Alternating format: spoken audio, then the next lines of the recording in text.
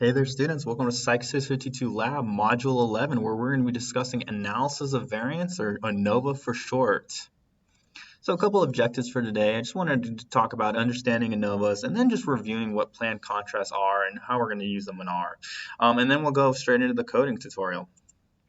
So let's start off with what an ANOVA is. So one-way ANOVA, which is what we're going to be using today, is used to determine whether there are any statistically significant differences between three or more independent groups. If you have two groups, you can use a t-test.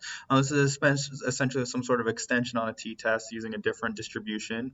And essentially, we're comparing the means between groups and seeing if they are statistically different from each other on some sort of outcome variable. And I think this image does a really good job of explaining kind of what's going on. But essentially, you get a group of participants, you randomly assign them into one of three groups, and then you determine, is there a difference between those groups? Now the ANOVA is just going to tell you that there is a difference. It's not going to tell you where the difference lies. And that's where we have planned contrasts. And essentially, planned contrasts examine pairwise differences between groups. So it's saying, is group 1 different from group 3? Is group 2 different than from group 3? And is group 3 different from group 1? Essentially is what we're doing.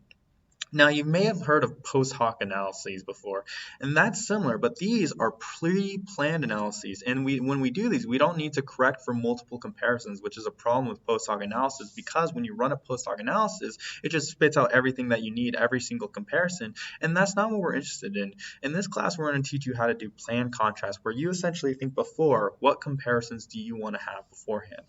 Then we conduct those planned contrasts after running the initial ANOVA. And you'll see how we're going to do this in R as well.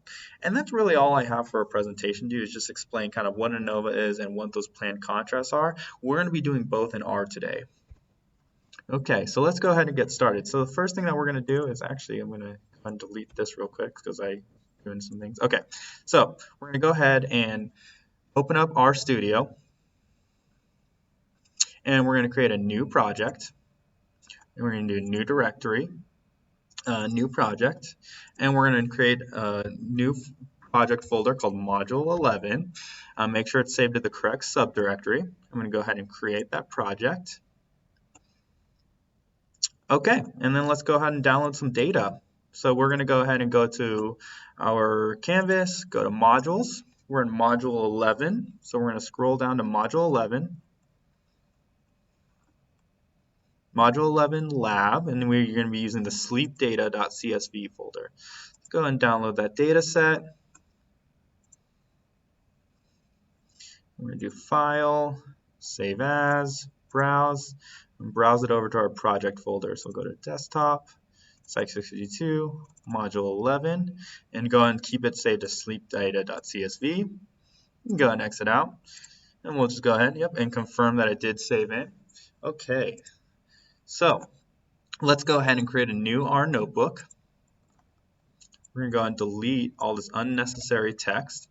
And let's go ahead and just name this ANOVA and planned contrast. And let's go ahead and create that table of contents. So enter tab, colon, TOC, colon, space, yes. And let's go ahead and just save our notebook. So I'll just name this as Module 11 Notebook. Go and save that. Okay, perfect. And we're ready to go. So let's go and load our libraries in. Today we're only going to be using two libraries. We're going to be using the Psych package and the Tidyverse package. So library, let's do Psych, and then library, Tidyverse. Go ahead and play that. Let that load. Perfect. All right. And I just realized I want to go ahead and zoom in a little bit here for you all. There we go. I'm just going to play that again so that I can get rid of that output. And let's go ahead and import our data. So let's go ahead and read in data. And insert a new R chunk. And what we're going to do is we're going to name this the sleep dataset, SLP for short. We're going to use read underscore CSV, and in quotation marks, it's SLP data.csv. And I'm assuming everything is spelled correctly there. Let's go ahead and run that. And voila, 600 observations of 10 variables is our data set here. Let me just take a quick look at it. All right, looks good to me. Okay, so let's go ahead and reduce to variables of interest. Okay, so we are only going to be working with 3 variables today, actually, and I'm going to insert a new R chunk. So we're going to name this sleep underscore reduced, use an assignment operator, and do select. And we want to use the sleep data set, and we want, actually, we're only going to be working with 2 variables today, I'm sorry. Cond and sleep are the only 2 variables that we want to work with today. Okay, and we have a new data set called sleep underscore reduce, which is just condition and sleep. And what we're going to be doing today is seeing, does sleep efficiency vary by condition, is what we're seeing. So we have 3 total conditions. So we have 1, 2, and condition 3, essentially, and seeing, is there a difference in the way that we vary by condition? So that's what our main project is going to be for today. And so the first thing that we're going to do is we are going to actually factor our grouping variables. Now we're going to be doing factoring a little bit different today. Today we're actually going to be specifying what our factors are and the levels that we want to do it. So essentially, what we'll be doing is we're going to be using the mutate function and creating a new variable called con.f, and we are actually going to specify what the levels of our factor are and what we want to name the factors. So the way we do that is we get sleep underscore reduce. We're going to rewrite over our sleep reduced data set, and then we're going to use the mutate function, and then we're going to specify our data set, which is sleep underscore reduced, okay, comma, and then what we'll do is we're going to factor our condition variable. So I'm actually going to do space here. I'm going to do con.f equals, so we're going to create a new variable called con.f, and before you use the as.factor function, which just does a simple factoring for you, it just specifies what it does, we're going to take our things into our own hands, and we're going to do factor as a function, not as.factor, but the function is factor, and we're going to factor the con variable. And essentially what this is saying is we are going to factor the con variable, and I'm going to go ahead and press enter because I just like this way, and we're going to specify what levels there are. So as I stated before, there's 3 levels to this con variable.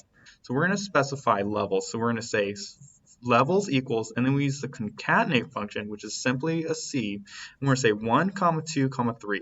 And what we're saying is that there are 3 levels within our con variable, and we want to factor those.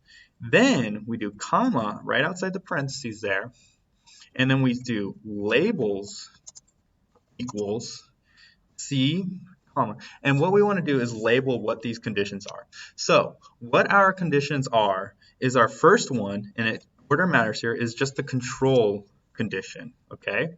Our second condition is called sleep intervention, or let's just do sleep inter for short, okay? And then we're going to do our third condition is going to be sleep int, and let's go ahead and I'm just going to name this sleep int, not sleep inter, sleep int plus partner. So the way that this study works is that, I know I've given you a lot of details on this study in the past, but essentially what happens is that people are run through a different conditions. One is where it's just natural sleep, just seeing how people did. Another group got a sleep intervention, and then the third group got a sleep intervention with their with some sort of partner to see them. And what we're going to be doing is comparing these 3 groups with each other. Okay, so just a rundown of what we did. We created a new data. We're going to override our sleep reduced data set. We're going to use the mutate function to do something new in our sleep reduced data set. We're going to create a new variable called con.f. We're going to factor, and that variable is going to be the factored version of the con variable, where we specify that there's levels 1, 2, and 3, and we're going to label those levels as control, sleep intervention, and sleep intervention plus partner. And we're going to go ahead and press play. Okay, and everything looks like it did. And we have our sleep reduced data set now is 600 observations of 3 variables. And what we've done is every time that a condition equals 1, we specified it as control. Then every time that this condition equals 2, we specified it as sleep intervention. Then every time that it equals 3, it's specified as sleep intervention plus partner. So remember, factors take on a special thing. If we now do structure of sleep underscore reduced, what we're going to see is that this con.f variable is a factor with 3 levels, okay? Control, sleep intervention, and then kind of reduced it so it doesn't have it, but it's specified that it's a factored variable. So it's a factored version of our conned variable. And I can go ahead and just delete that. And I'll just rerun this just to make sure it all worked out. Okay, now let's go ahead and just get a descriptives of our data set. So let's go ahead and get descriptives. So to do that, we simply use the describe function, describe, and then sleep underscore reduced. All right. So something to keep note here is really the only variable that we're actually interested in looking at is our sleep variable here. And just something to note, I want you to remember that the mean value is 68.88 here, okay? And so this was it scored from 0 to 100. So this indicates 68% of the time they were asleep during the night, essentially, is what we're saying. So on average, people were asleep 68% of the night. 68.88% of the night, okay? So now what we want to do is see how does the sleep efficiency average vary from group to group. So that levels 1, 2, and 3, we're going to say, does it vary from group to group, essentially. So we're going to have to say hashtag get group means. So we know it's been a while, but we're actually going to be using the group by function and summarize function essentially. So just to remind you how we get these group means, so we're going to group it by levels 1, 2, and 3. So what we're going to do is we're going to create a new data set called sleep underscore grouped. Then we use an assignment operator and we use the group underscore by function, and we're saying we want to group the sleep reduced data set, comma, we want to group it by con.f, that newly factored variable that we created. Now we're going to run this, and what's going to happen is we're going to create a new data set called sleep underscore group that's going to look just like our sleep reduced data set, but the underlying factor behind this is that it's going to be a group data set. So it's grouped by con.f right now. So there's grouped by control, sleep intervention, and the sleep intervention plus partner right now. Then we're going to go ahead and get a summarize of this. So we're going to use summarize. And then we're going to indicate our data set. So we want to use the sleep grouped data set, comma, we're going to do sleep mean equals the mean of our sleep variable and use na.rm equals true. And that's just saying if there's any NA values, go ahead and just remove them, essentially. So what we're doing is we're summarizing our sleep group data set, which is that group data set, and we're creating a new variable called sleep underscore mean, which is the mean of our sleep variable. And we're just going to display it. We're not saving it to any objects or anything like that. So we go ahead and run that. And voila, we have a new variable, a new data set here that we're just displaying that says, okay, so the average sleep efficiency for the control group was 61. So that means 61% of the night they were asleep. For the sleep intervention, it was 69% of the time they were asleep. And then the sleep intervention plus partner means they're asleep 76% of the time. So you see a clear trend here associated with this now. Now, let's go ahead and visually display what these look like, okay? So we're going to go ahead and create a new second level header, say create box plots of sleep cross treatment group. Okay, so we're going to go ahead and create a new R chunk, and what we're going to do is ggplot. We're going to use the sleep underscore reduced data set. There we go. And then we're going to set our aesthetic. And for this, we were actually going to set y equals sleep, comma, and then we're going to set color equals con.f, then use plus geom underscore box plot. And what this is doing is we're creating a new ggplot of the sleep reduced data set. We're setting our y variable to that's essentially to make us our box plots are vertical to the sleep, and we're going to separate it by con.f, okay? So if we run that, we're going to get 3 box plots. There we go. And I'll go ahead and reduce this. So we have 3 box plots just displaying what we're seeing here, but it's also showing us kind of the distribution, where the everything is. If there's any outliers, it looks like we have a couple outliers in the control group, and so forth, and just comparing it. And we see that clear trend that it seems like the control group had the least sleep efficiency, the sleep intervention had the second most sleep efficiency, and the third group had the best sleep efficiency, essentially.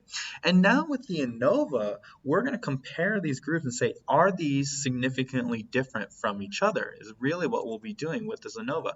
And now let's go ahead and set up our ANOVA. So let's go ahead and create a first level header and say conduct and ANOVA. All right, so we're going to go ahead and create a new R chunk. And now we're saying, how do we conduct ANOVA? Well, it's actually very similar to how you set up your linear regression models before. So let's go ahead and just set this as mod 1, okay? And we're going to go ahead and use an assignment operator. And we actually use the linear regression framework here. So you set LM, and our outcome variable is sleep regressed on con.f. So that newly created, that con.f variable that we created, which is a factored version of our con variable. And we set data equals sleep underscore reduced. Then, so we can go ahead and set that, and it's giving me an X here, but I think it should work. I'm going to go ahead and run that. And we're going to create this mod 1. Remember, these create a kind of a list of a lot of things, and we want to be able to pull out the correct values here. Now, before you're using the summary function to display the linear regression results, what we want is actually the ANOVA results from this. So we use a function called ANOVA, and we just set our mod 1 in there. So if we run that ANOVA mod 1, it's going to give us some ANOVA analysis of variance table that we're able to look and say, is there a difference between these groups, essentially? So we go ahead and just run this whole thing, and voila, what we're saying here, we get a new table. It's called an analysis of variance table. It's telling you what the outcome variable is, and that's sleep. And we're saying, does sleep vary by condition? So the degrees of freedom is 2 because we have 3 groups, and it's 3 minus 1. And our sum of squares is 22,892. And essentially, we go and we look over at this PR greater than F, which is essentially your p-value. And what we're saying is that, yes, there is a significant difference somewhere within our groups. We don't know exactly where the difference is, but we know that there's a difference between our groups. And that's where the planned contrasts are going to come in, essentially. Is what we're going to do. So we say that there is a difference between the groups. Now, before we do our planned contrast, we can actually obtain our eta-squared. So we can see what the effect size is. So we're saying, yeah, we know that there's a difference between our groups, but is it a big difference? What kind of difference is it? So let's do a second level header and say obtain eta-squared values. And essentially, the equation for the eta-squared is the sum of squares effect, which is the sum of squares of your effect, over the sum of squares total. So, and the total is the summation of these two right here. So, let's go ahead and just do this manually. You can do this through functions, but we're going to learn how to do it just manually. So we take our sum of squares effect, which is 22,892, divided by the sum of squares total, which is 22,892, plus our residuals, which is the unexplained variance here. So we say, which is the unexplained sum of squares, essentially. So we say plus 65,385. And then we run that and we say, what is our effect size? So we have an effect size of 0.259. So 25.9% of the variance in our sleep response variable is being explained by our conditions right now. Great. Okay, so that's a small to moderate effect size essentially. Now what we want to do is we're going to conduct those planned contrasts. Now it's a little bit tricky to conduct planned contrasts in R, but just go ahead and follow along and I'll explain everything as we go along, okay? So we're going to do ## conduct planned contrasts. Okay, so let's do this in steps. We're going to do ###. Step 1, create contrast. So the way that we set up our contrast in R is we're going to be doing something called creating a vector. And a vector is essentially just a slew of a one-dimensional array of numbers. Okay, it's kind of like the matrix we learned about before, but it's only one-dimensional. Okay, so what we're going to do is we're going to create a new object called C1, which stands for pretty much contrast ones. And we're going to use the concatenate function to create a slew of comparisons that we want to do. So in R, what we want to do with contrast, as you learned with Kevin, our contrasts need to add up to 0. What we're going to do is we're going to say -1, 0, 1. I'll explain why we're doing this in a little bit, but essentially notice the first thing you should notice that our contrasts, if the summation of them adds up to 0. But what I want to do with this contrast is I'm going to be saying I want to compare group 1 to group 3 essentially, and it has to be in the specific order as well. Let's go ahead and create another contrast, and I'll prove to you that we're comparing these groups in a little bit. We're going to do contrast 2 equals the concatenate function 0, -1, 1. And here I'm saying I want to compare condition 2 to condition 3. So the first comparison we're going to be doing is comparing condition 1 to condition 3, and our second comparison is going to be comparing condition 2 to condition 3. And remember, so this is condition 1, which is the control group. This is condition 2, which is our sleep intervention group, and this is condition 3, which is our sleep intervention plus partner group. So we are going to be comparing our intervention 1, or our control group, to condition 3, and we're going to be comparing condition 2 to condition 3 as well. That's what we're indicating here with these -1s, okay? We're saying don't worry about condition 2 in this one, just worry about comparing condition 3 and condition 1. And then here we're saying don't worry about condition 1, just worry about comparing condition 3 with condition 2. So we go ahead and run that, and we'll have 2 new values in here. And then what we're going to be doing is we're going to be doing something called adding an attribute. So we're going to say, we're going to make this let's do this the third level, and this is going to step 2, bind contrast as an attribute to the predictor variable. Okay, so what we're going to do is create a new R chunk. And what we're going to do is be adding a contrast attribute to the object. So the way we do that is we do contrast parentheses. And we indicate the data set that we're interested in doing this to. So we're going to be working with the sleep_reduce data set, use a $ operator, and then we're going to go ahead and use con.f. So what we're saying here is that we are, if I could spell it right, there it is, contrast. What we're saying here is we are going to be adding a contrast to the con.f variable within the sleep reduced data set. And to the right of that, we use an assignment operator, and we're going to be using a function called cbind, called C1, C2. And all we're doing is binding we're binding an attribute that is a contrast attribute to the con.f variable. So I'm going to run this, and you're not really going to see much change at all. But let's go ahead and run this. but I want to show you what just happened, okay? And notice how the C1 and C2 come from up here. We created those earlier, okay? So let's go ahead and we're going to make a fourth level header here too. And we're just going to say view the new contrast attribute. So there's a couple ways that I want to display this to you, just to explain what's going on, because this is actually a little bit advanced R that we're doing right now. So the first thing we're going to do is do the structure of our data set. So structure of the sleep reduced data set. So the first way we can view what happened is essentially this con.f thing. We viewed it earlier and it was a factor variable. What it's saying is there's this attribute called contrast on here, and it takes on these two numeric vectors, which is the vectors that we created earlier, that -1, 0, 1 and 0, -1, 1. And essentially what it's saying is another attribute is actually that it's a factor variable. So here is the levels that it takes on, and here's the contrast that we added on.